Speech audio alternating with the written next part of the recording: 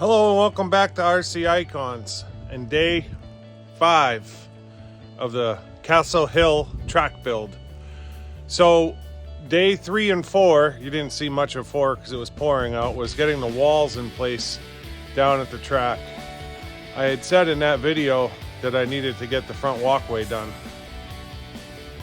Front walkway's done. So I put that in last weekend to get that off my list because that was my deal with wifey. My wife, who's a saint, wanted a new walkway, and part of the deal for the track was give her a new walkway. So check. Now I can focus on finishing the track. So let me introduce you to David, which is a T595 track skid steer, and I believe the bucket on this same size as my Kubota. I think it's a third, or maybe it's a half-yard bucket. I'm laughing because there's Goliath. That is 160 yards of clay. Now we call this sand washings. So this has huge balls of clay in it, right? That's straight clay, along with some sand and some stone. Small. I want a vintage style, like that's all clay. I want a vintage style track surface. So at the very least, this is my surface. It's what I chose. So basically, what is that? That is, in my mind, something that holds firm like clay, but will still give under power and throw a little bit of dirt and make a track mark. Can compact the living hell out of it, and it will hold its form but still break loose. Modern day clay tracks are real hard on vintage cars. They just had the Knox Bash in Australia, and it was at a vintage track that's been redone in clay, and the breakages that were at that event were absolutely insane, just because there's no give for those cars. So because I'm running vintage cars, I want a vintage surface. So right, wrong, or indifferent, that's what I've decided to do on my track. That's why I don't take my cars to tracks and run them, because they're modern. They're for modern cars. And the surfaces nowadays between carpet and clay are not what they were back in 1988, 1990, even 1995. So I'm trying to mimic the conditions that we had back then. So down at the track location, you can see the walls we put in video 2, day 3 and 4. So the next step in the process is I want to get whatever leaves that are out here blown off. I want to get these out of the way. And then I'm going to set up the tripod, and I'm going to mark out Castle Hill's layout. I'm going to mimic it 100%. I've got it all on paper. Once I have that painted out on the ground, then the skid steer is going to be, Caleb will be bringing me buckets of track base, and we're going to lay 4 inches everywhere that's painted. And I'm going to be in the excavator with the finished bucket, spreading that 4 inches all the way through. It's probably going to take 2 days just to run the material down here. Once that's done, essentially what I have is a flat track surface. Once the track surface is flat, then I'm going to come through and mark again where all the jumps and kickers, and if any of the corners are shaped, all of that will get marked with paint, and then we'll build those areas separate from the track surface itself. All of it will be compacted. Once that's done, the curbing goes in. The 4-inch black NDS or ADS pipe, we'll stake that down, defining the track lanes, and then the interiors of the track lanes will get loamed from curb to curb and then seated in the spring. So still an immense amount to do. That's before even the driver's stand gets built. So still a lot to do. And I'm trying to get it done before the snow flies. So today is November 10th. So we're getting there. I got to get this part done. At the very least, I need to get the track surface in place so that then I can get the kickers in and the coping done. If I get at least that to that point before the snow flies, I'll be happy. So I am gonna get going with my leaf blower and get these leaves out of our way, and then I will put you on time lapse when I'm painting lanes. So you'll see in a second Caleb and I painting lanes. I'll probably bring you back when the lanes are done before we start bringing material in, just to walk it. I'm curious to see, once the lanes are painted, how many feet long the actual track is. So I will see you in a second in time lapse painting lanes. All right, so all the leaves are gone. Caleb's here with me. We've got some paint and we've got our map. So essentially this is my thumbnail, which is an aerial that was taken by Jason at True Vintage when he ran his Losi XX4. He had the drone up in the air and he did a perfect aerial for me. So essentially this is what we're putting, and it's going just like this. This corner, it's hard. The corner that's in the middle of the page is at that pine tree right there. And then this little whoop-de-woo to the right, it comes back to this oak tree, back down, and then back into the center. So we're gonna start painting this. I'm gonna put this on time lapse and I'll show you the finished result here in a second.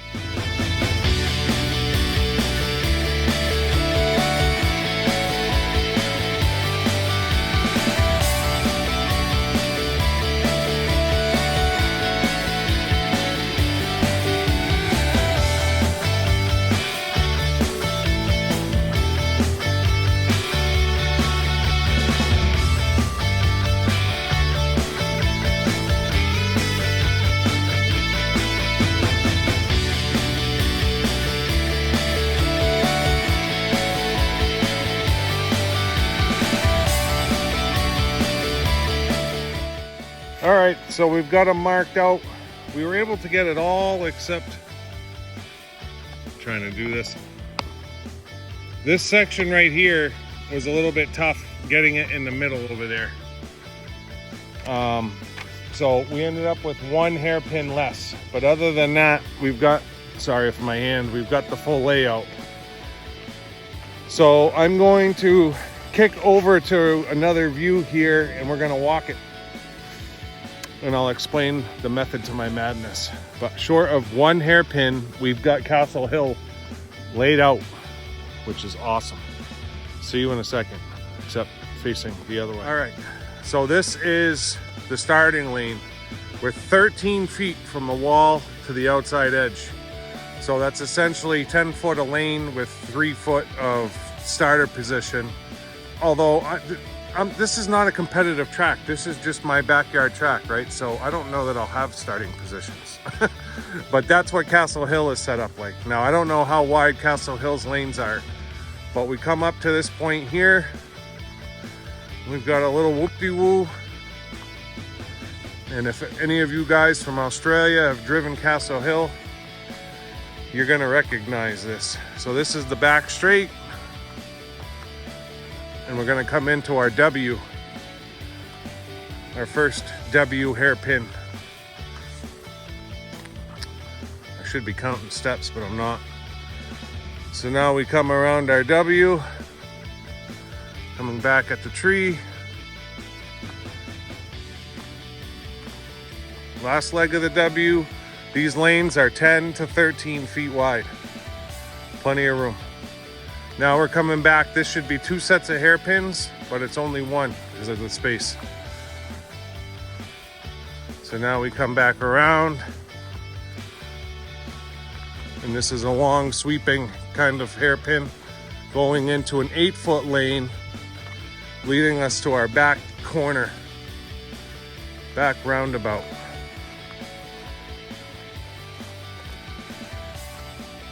So now we're coming around the back stretch.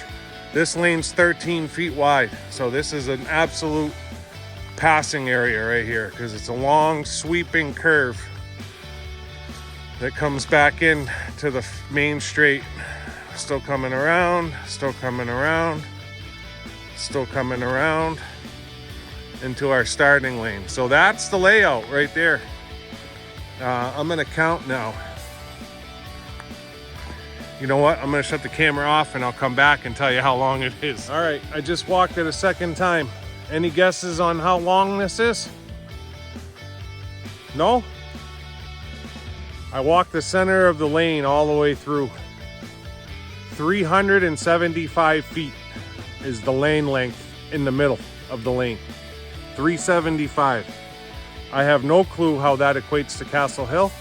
I have no clue how that equates to a 1/10 track versus a 1/8 track, but the RC Icons Castle Hill track is 375 feet. Absolutely awesome. I'm so excited to get this thing done. So I will see you here in a second with the first bucket of clay, and we'll start getting lanes in. Looking forward to it.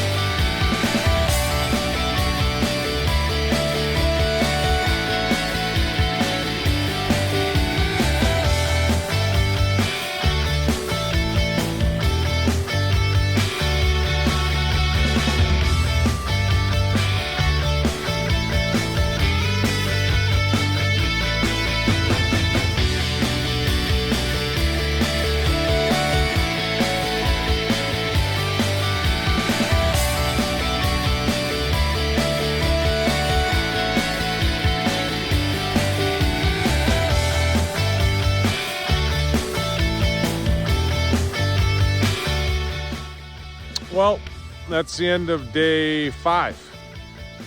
5 days. It's my resume. Like Marty Rainey. Do I work with my hands? Just a little. So yeah, that's the end of day 5. I'm gonna flip the view and give you guys, yeah, we'll go around the track. What the hell? Some areas I've got like 8 to 10 inches thick, and other areas it's only 4 inches thick, but that's all right because only half of Goliath is down here. So tomorrow, day 6, Caleb and I, there it is there. Woo, look at that. Nice. Tomorrow, day 6, we're going to get the rest of the base kind of tweaked just a little bit.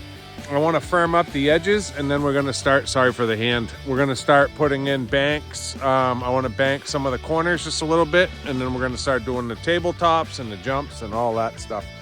So I'm going to switch you around to the other direction, and we'll do a lap real quick with the camera. All right, so starter's lane, 13 feet off the wall is lane 1. So essentially you could have a starter lane up against the wall if you wanted to. There's an 8-foot lane outside that 13 feet coming back, but you'll see that as we come back. So this is our first straight, starting straight, coming into our first little whoop-de-woo. I compacted it once. You can see I still have to fill in this edge here, but I need to go outside the paint, and that's kind of my mistake. Because I want the coping to be where the paint is, so I gotta widen it just a little bit tomorrow. This is the thinnest spot right here. It's probably 3 inches thick, so I'm gonna come in and lay another 3 inches because I've got plenty of material. Probably have 80 of the 160 yards down here at this point. So now we're coming back up. This is from the aerial, this is like the W.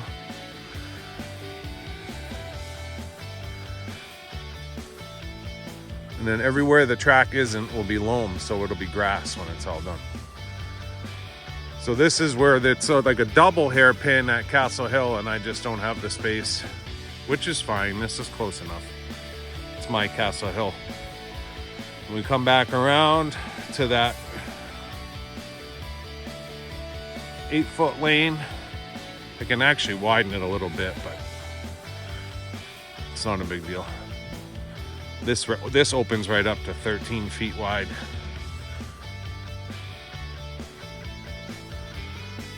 That's where my compactor ran out of gas. And I'm too lazy to go get more gas today because the sun is going down. It's under the trees at this point. So yep, coming around this big corner, back to the starting lane. So that's it. Day 5 is done. I'll see you tomorrow morning for day 6. Every neighbor. That's the road right there. Every single neighbor looking over here like, what the hell is that guy doing? Don't mind me, just building a track. All right, it's morning of day 6. Machines are warmed up. I brought my gas down. So we got to get the other half of Goliath down here today.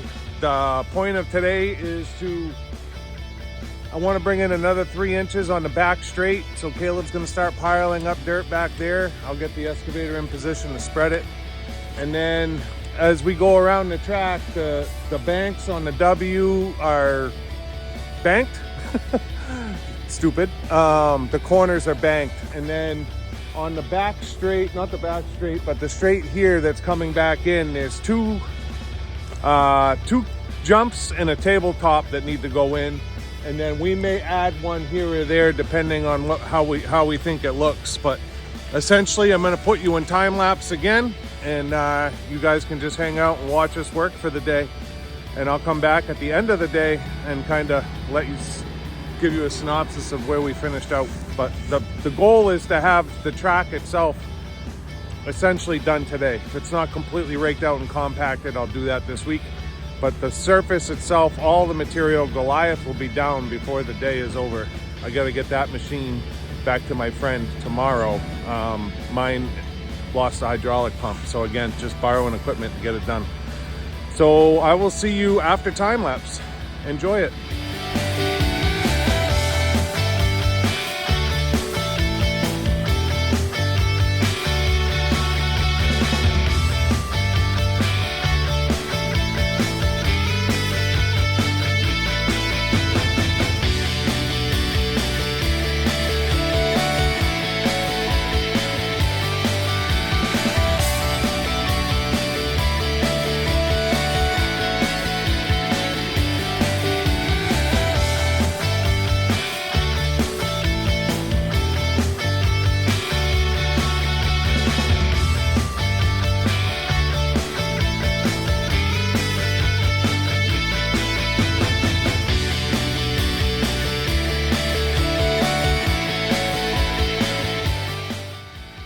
It's the end of day 6 and I'm tired. Goliath is gone.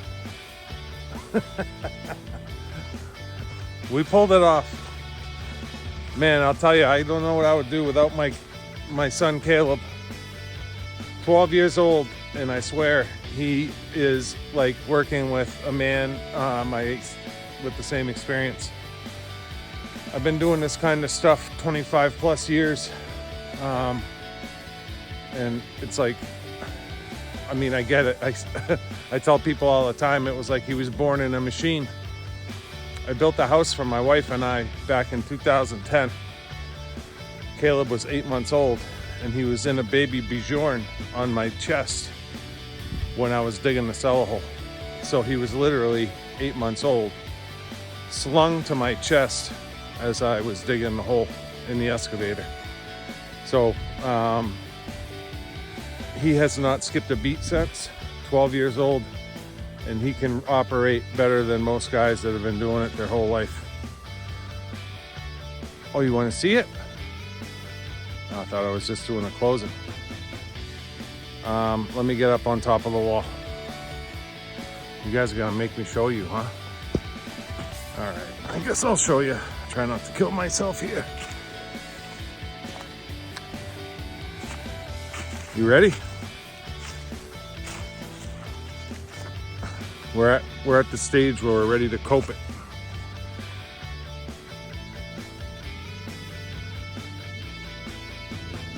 That's right.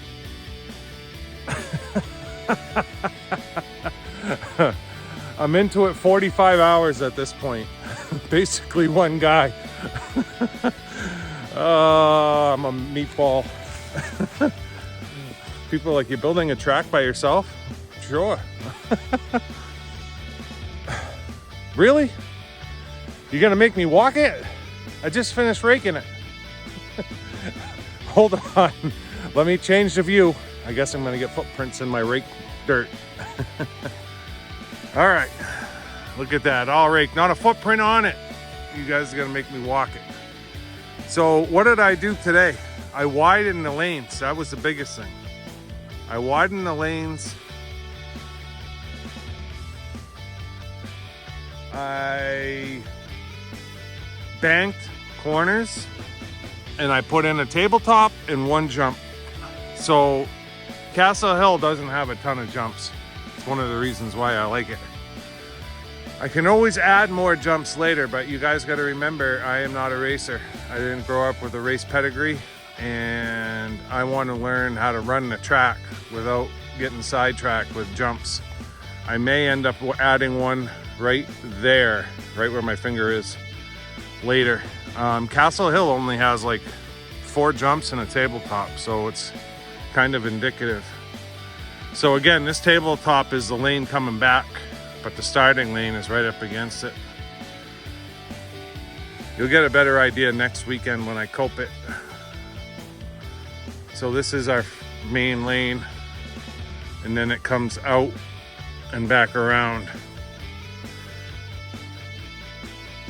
And then you can see that that corner is banked. Just a little, not a hard bank, but it's banked. And then Castle Hill does not have a jump on the back straight, but I didn't have room on the other side to get jumps in, so I put one here. So one kicker here, coming into the W. That's all shaped now, it's all banked. I put a ton of material in here. We're up almost 2 feet. So this is all banked. Comes around. This is banked. Comes around. This is banked. This is where Castle Hill has a hard double hairpin. And then it swoops around to the last lane, and I didn't have room. So there may be a kicker going in right here, or a jump at some point. Again, banked. Big bank going up on top of the tree slope. I got one root I gotta cut. Now this comes around.